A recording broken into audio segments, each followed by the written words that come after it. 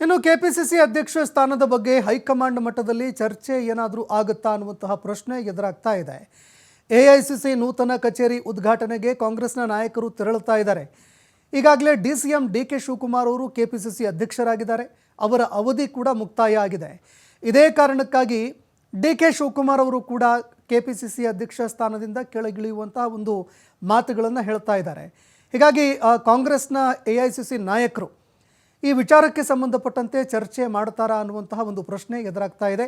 ಯಾಕಂದರೆ ದೆಹಲಿಯಲ್ಲಿ ಒಂದು ನೂತನ ಕೇಂದ್ರ ಕಚೇರಿಯನ್ನು ಕಟ್ಟಲಾಗಿದೆ. ಈ ಕಚೇರಿಯ ಉದ್ಘಾಟನೆ ಸಂದರ್ಭದಲ್ಲಿ ಕಾಂಗ್ರೆಸ್ನ ನಾಯಕರೆಲ್ಲರೂ ಕೂಡ ರಾಜ್ಯ ಕಾಂಗ್ರೆಸ್ ನಾಯಕರು ದೆಹಲಿಗೆ ತೆರಳುತ್ತಾ ಇದ್ದಾರೆ. ಸಚಿವರು ದೆಹಲಿಗೆ ತೆರಳುತ್ತಾ ಇದ್ದಾರೆ. ಆ ಸಂದರ್ಭದಲ್ಲಿ ಕೆಪಿಸಿಸಿ ಅಧ್ಯಕ್ಷ ಸ್ಥಾನಕ್ಕೆ ಸಂಬಂಧಪಟ್ಟಂತೆ ಚರ್ಚೆ ಏನಾದರೂ ನಡೆಯುತ್ತಾ? ಈ ಗೊಂದಲಗಳಿಗೆ ತೆರೆ ಎಳೆಯುವಂತಹ ಕೆಲಸವನ್ನು ಕಾಂಗ್ರೆಸ್ ಮಾಡುತ್ತಾ?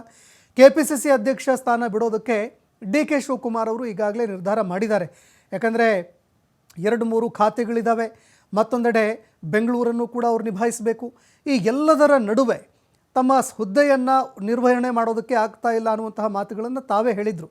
ಇದೇ ಕಾರಣಕ್ಕಾಗಿ ಹೈಕಮಾಂಡ್ ಮೇಲೆ ಒತ್ತಡ ಹೇರೋದಕ್ಕೆ ಏನಾದರೂ ನಾಯಕರು ಮುಂದಾಗ್ತಾ ಇದ್ದಾರಾ ಅನ್ನುವಂತಹ ಚರ್ಚೆ ಕೂಡ ಆಗ್ತಾ ಇದೆ.